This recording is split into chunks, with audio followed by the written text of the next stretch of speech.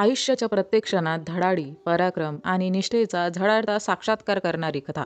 थंगलान एका जमातीचा नायक, एक शूर योद्धा ज्याचे ध्येय फक्त एकच आहे, आपल्या मातीचं, आपल्या जमातीचं आणि आपल्या संस्कृतीचं रक्षण करणे. आदिवासी जमातीच्या जीवनातील संघर्ष, अत्याचार आणि अन्यायाला तोंड देत हा वीर त्या शक्तीविरुद्ध उभा राहतो ज्या त्याच्या भूमीला, त्याच्या लोकांना नष्ट करण्यासाठी आलेल्या आहेत. थंगलान ही कथा केवळ एका वीराची नाही, ती आहे असंख्य जमातींच्या स्वाभिमानाची, त्यांच्या अस्तित्वाची आणि त्यांच्यावर घोंगावणाऱ्या संकटाची. योद्ध्याच्या जीवनातील प्रत्येक लढाई ही त्याच्या लोकांसाठी समर्पित आहे.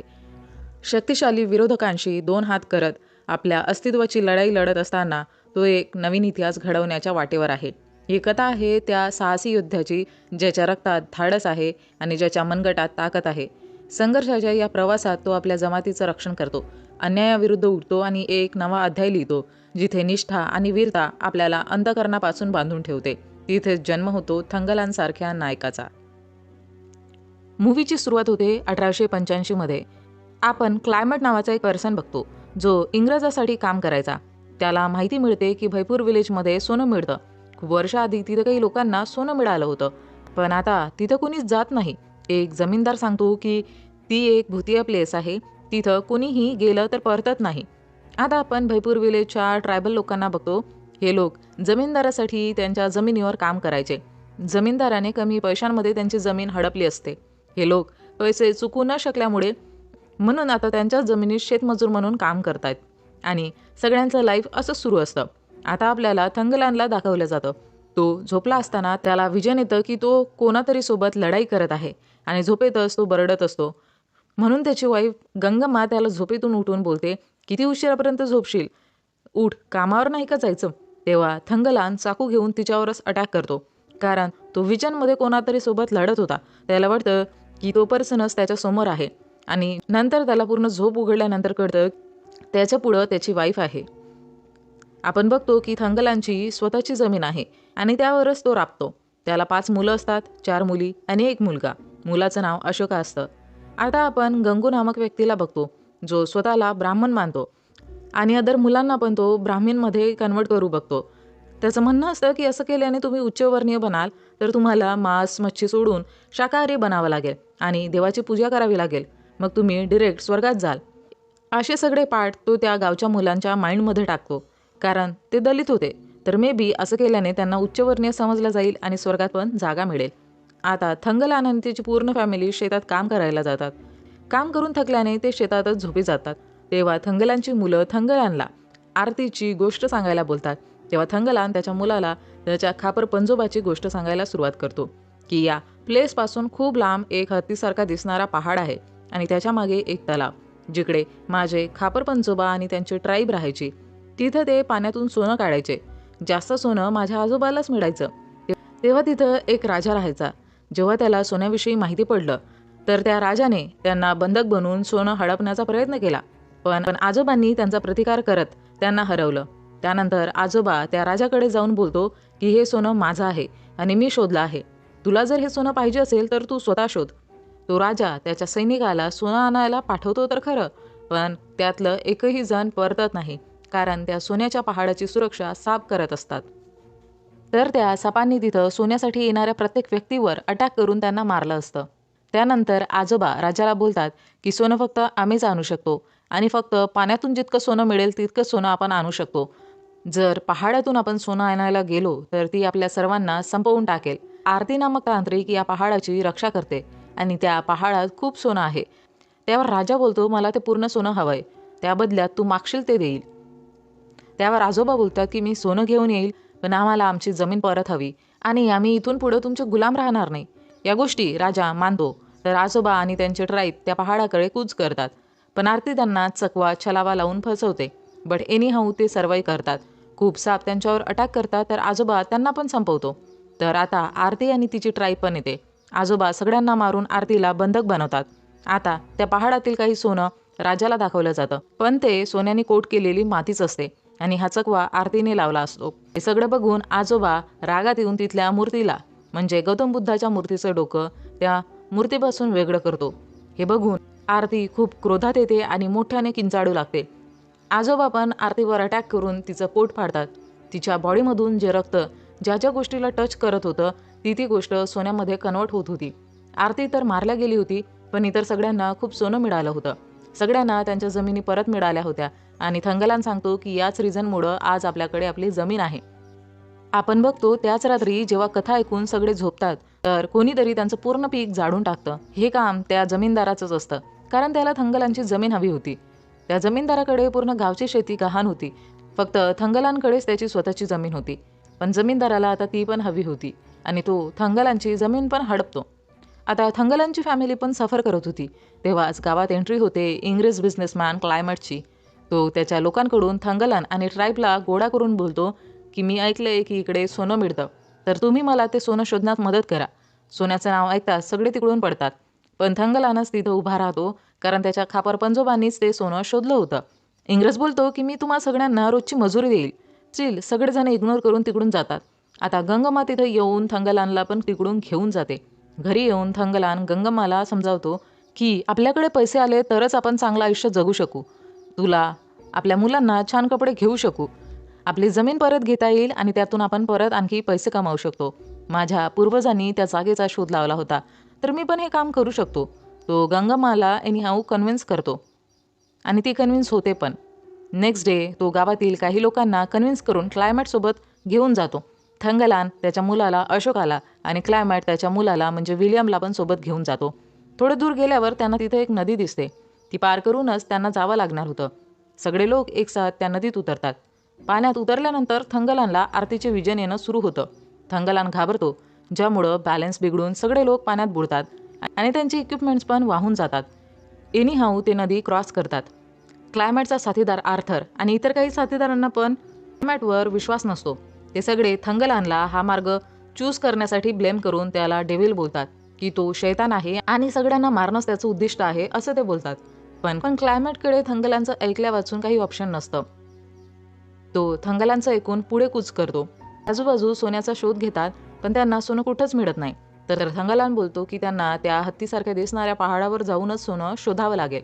थंगलानला थोड्या अंतरावर बुद्धमूर्तीचं डोकं मिळतं. तो बोलतो, हे माझ्या पूर्वजांनीच कट केलं होतं. आपल्याला सोनं इथं कुठंच आजूबाजूला मिळू शकतं. थंगलान सगळ्यांना गाईड करून त्या पहाडाकडे जाऊ लागतो. तर अचानक त्यांच्यासमोर ब्लॅक पॅन्थर येतो आणि सगळ्यांना जखमी करतो. तर थंगलान त्या ब्लॅक पॅन्थरला मारतो.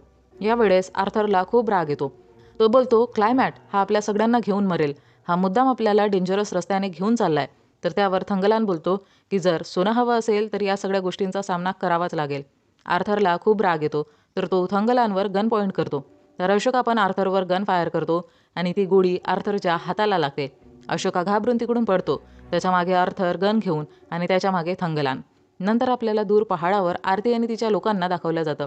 ते हे सगळं बघत होते. अशोका जेव्हा तिकडून पळत असतो तेव्हा त्याला बुद्धमूर्तीचं बाकी शरीर मिळतं आणि थोडं सोनं पण.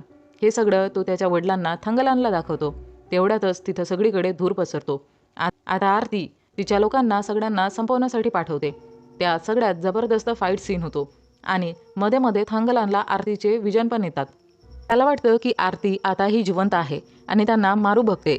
तेव्हा थंगलानमध्ये आजोबाची आत्मा येते आणि तो आरतीचा सामना करून तिला जखमी पण करतो. आरती तिकडून निघून जाते. आता रात्री क्लायमॅट गौतम बुद्धाच्या धडापासून सोनं काढून ते चेक करतो, तर बघतो की ते प्युअर गोल्ड आहे. रात्री सगळेजण सेलिब्रेट करत असतात. तर अचानक विलियम्सवर वीज कोसळून त्याचा मृत्यू होतो. क्लायमॅट विलियमचा अंत्यविधी करून त्याला बरी करतो आणि बोलतो की मला अजून सोनं हवं आहे. तर थंगलान, तू आणखी काही गाववाल्यांना इकडे घेऊन ये. मी जास्त पैसे द्यायला पण रेडी आहे. सगळ्यांना कन्व्हिन्स करून घेऊन ये. थंगलानला तो त्याचे कपडे पण देतो आणि घोडा पण. आता थंगलान ते कपडे घालून घोडा घेऊन गावात जातो आणि त्याच्या वाईफला, मुलींना, गाववाल्यांना नवीन कपडे देऊन बोलतो, आपल्या पूर्वजांचं सोनं आहे ते आपल्यालाच मिळायला हवं. क्लायमेटने प्रॉमिस केलंय की आपल्याला खूप पैसे देणार, आपली जमीन परत मिळवून देणार आणि आपल्याला सोन्यामध्ये हिस्सा पण देणार. नंतर तो गाववाल्यांना सोनं पण दाखवतो. आता सगळ्यांना विश्वास बसतो की तिथं खरंच सोनं मिळतं. आता सगळे तिकडे जायला रेडी होतात. आता सगळ्यांना घेऊन थंगलान तिथे पोहोचतो. तर तिथे गेल्यानंतर थंगलानला एक व्यक्ती सांगतो की तू गेल्यानंतर आपल्या लोकांवर क्लायमेटच्या लोकांनी हल्ला केला, गोळ्या चालवल्या, अशोकांनी त्यांना थोपवलं, म्हणून सैनिकांनी त्याला बंधक बनवलं. थंगलानला या गोष्टी जेव्हा कळल्या तेव्हा तो क्लायमेटला या गोष्टी विचारतो तर तो लगेचच अशोकाला तिकडून सोडवतो. त्यावर क्लायमेट बोलतो की मला हे सगळं माहिती नव्हतं. तो बोलतो की नागा ट्रायबलचे लोक नागाला पूजतात आणि या पहाडाची रक्षासुद्धा नागा लोकच करत आहेत, म्हणून रागात मी त्या लोकांना मारण्याचा आदेश दिला. याच दरम्यान अशोकाला दौरे पडतात. आपण क्लायमेटसोबत अजून एका जमीनदाराला बघतो, जो त्या लोकांना भरकटवतो. जे क्लायमेट बोलत होता त्याविरुद्ध भाषांतर करून तो लोकांना सांगत होता. पण थंगलानला माहिती असं की क्लायमेट असं बोलू शकणार नाही, तर तो नीट भाषांतर करून त्याच्या लोकांना क्लायमेटचं म्हणणं पटवून देतो. तो बोलतो की आपल्याला जमीन मिळेल, मजुरी मिळेल आणि सोन्याचा काही हिस्सा पण. आता ते सगळे त्या पहाडावर जाऊन सोनं शोधू लागतात. त्यांना बुद्धमूर्तीच्या आजूबाजू काही सोनं मिळतंही. रात्री सगळेजण जेवण करत असताना अशोकाला परत दौरा पडतो आणि तो आरतीसारखं बोलू लागतो, जसं की आरतीने त्याला पजेस केलंय. तो बोलतो, तुम्ही लवकरात लवकर इकडून निघून जा. ही जागा तुमच्यासाठी नाही. तुम्ही इकडे थांबलात तर सगळेच मारल्या जाल. गंगम्मा हे सगळं बघून परेशान होते. पण थंगालान त्याच्या गोष्टीवर ठाम राहतो की अशोकाला काहीही झालं नाही, फक्त फिट्स आल्या आहेत आणि तो लवकरच बरा होईल. थंगलानला अशोकाच्या चेहऱ्यामध्ये आरतीचा चेहरा दिसत होता, पण तरीही तो हे सगळं इग्नोर करतो, कारण त्याला पैशाची गरज होती, त्याचं लाईफ, त्याचं जगणं सुधरवण्यासाठी. नेक्स्ट 2-3 डेज सगळे सोन्याच्या शोधात लागले असतात, पण त्यांना सोनं काही मिळत नाही. सोनं मिळत नव्हतं, बट स्टील क्लायमेटला मजुरी तर द्यावी लागत होती. तर त्याचे साथीदार त्याला बोलतात की तू तुझा पैसा असाच वेस्ट जातोय, सोनं पण मिळत नाही. तर तू एक काम कर, तू त्या सगळ्यांना बोल की मजुरी तुम्हाला तेव्हाच मिळेल जेव्हा तुम्हाला सोनं मिळेल, नाहीतर मजुरी मिळणार नाही. आणि इतक्या लांब आल्यावर ते लोक ही अट पण मान्य करणार, ते परतणार नाही. आणि होतंही असंच. ते लोक ही अट पण मान्य करतात, कारण त्या लोकांना सोनं हवं होतं. सगळेजण परत कामाला लागतात, लगातार काम करतात. पण त्यांना ना सोनं मिळत होतं, ना मजुरी मिळत होती, ना खायला ना प्यायला. सगळेजण सोन्याच्या लालसेत काम करत असतात. आर्थरला दूर पहाडावर सोनं चमकताना दिसतं. सगळेजण तिकडे जाताच त्यांच्यावर सापांचा अटॅक होतो. काही साप चावल्याने मरतात, पण त्यातच थंगलांची मुलगी पण असते. तिला बरी केलं जातं. थंगलान दुःखात शांत बसला असताना म्हातारा व्यक्ती येऊन बोलतो की आज सोनं असंच मिळणार नाही. तुझ्या पूर्वजांनी जेव्हा आरतीचं पोट पाडलं होतं, त्यामधून जे रक्त सांडलं होतं, त्यातून मग सोनं निर्माण झालं होतं. आपल्याला जर सोनं हवं असेल तर तुला पण तसंच करावं लागेल. त्यावर थंगलान बोलतो की मला कोणाचं पोट पाडून सोनं नकोय. मला फक्त माझ्या वाट्याला माझ्या मेहनतीचं काही सोनं हवंय, ज्याने माझ्या फॅमिली आणि माझ्या गाववाल्यांचं भलं होईल, त्यांचं दुःख दूर होईल. त्यानंतर काही दिवस ते खोदकाम सुरू ठेवतात. स्टील त्यांना सोनं मिळत नाही. कोणीतरी त्यांच्या झोपड्यांना पण आग लावतो. आता ते बेघर पण झाले असतात. सगळेजण डिसाईड करतात की आता ते हे काम करणार नाही. त्यांना खायला नाही, प्यायला नाही आणि आता त्यांच्या झोपड्या पण जाळल्या गेल्या होत्या. तर ते परत जाण्याचा निर्णय घेतात. तर थंगलान त्यांना समजवण्याचा प्रयत्न करतो, बट कोणीच ऐकायला रेडी नसतं.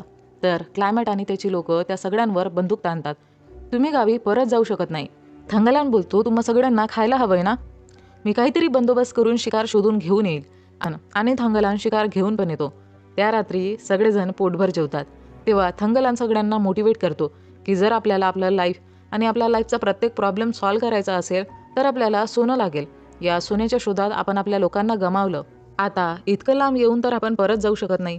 तो बोलतो की आपण या पहाडालाच विघडवून त्यातून सोनं काढू आणि ते सगळेजण त्या पहाडाला जाळू लागतात. तर आरती आणि तिची ट्राईब तिथं सगळ्यांना वॉर्न करायला येते, पण ते लोक काही ऐकत नाही. जाळल्यामुळं त्या पहाडामध्ये टनल क्रिएट होतो आणि मग सगळे तो पार करून पहाडाच्या आत जातात. तिथं त्यांना खूप सोनं दिसतं. त्यांना कळतं की ती एक खाण आहे आणि तिला आधी पण डिफरंट राज्याच्या टाईमलाईनमध्ये खोदल्या गेलंय. काही लोक सोनं घेऊन तिकडून जाऊ लागतात. तर क्लायमेट त्यांना मारतो आणि बोलतो, हे सोनं माझं आहे आणि यावर फक्त माझाच हक्क आहे. तर थंगलान बोलतो, हे एक मायाजाळ आहे, हे खरं सोनं नाही आणि हे सगळं आरतीचं काम आहे. आता आपण आरती आणि त्याच्या ट्राईबला बघतो, जी त्या लोकांना मारायला आली असते. आरती त्या लोकांना मायाजाळात फसवून ठेवते. कधी रात्र, कधी दिवस, तर कधी पास्ट ट्रॉमा देऊन ती हॉन्ट करते. आरती थंगलानला पण त्याचा पास दाखवते की 5व्या सेंचुरीमध्ये तिथं नाग जातीचे लोक राहायचे आणि या जागेची रक्षा करायचे. तिथं आर्यन आणि आरती पती पत्नी होते. ते लोक ट्राईबचं नेतृत्व पण करायचे. त्यावेळेस तिथं काही सोनं पण मिळत होतं. आर्यन आणि आरतीला कळतं की काही लोक या सोन्याच्या मागे आहे. तर आर्यन त्या लोकांशी लढायला जातो. तर ते लोक आर्यन आणि त्याच्या लोकांना हरवून बंधक बनवतात आणि त्यांच्याकडून त्या सोन्याचा पत्ता लावतात. आणि हा क्रम घटना पिढी दर पिढी चालूच होता.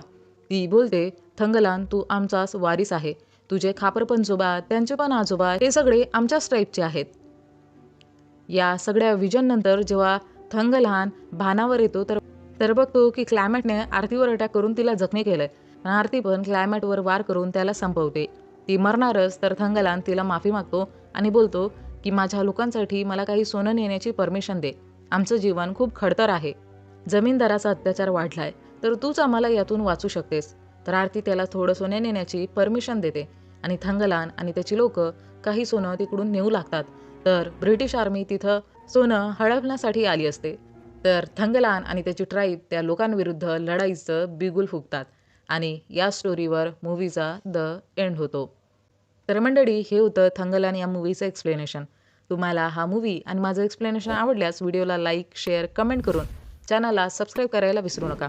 सोबतच बेल आयकॉनला प्रेस करा, म्हणजे येणाऱ्या प्रत्येक नवीन व्हिडिओची नोटिफिकेशन तुम्हाला सर्वात आधी मिळेल आणि तुमचा एकही व्हिडिओ मिस होणार नाही. चला तर मंडळी, भेटूया लवकरच एका नवीन व्हिडिओमध्ये. तोपर्यंत टाटा, बाय बाय.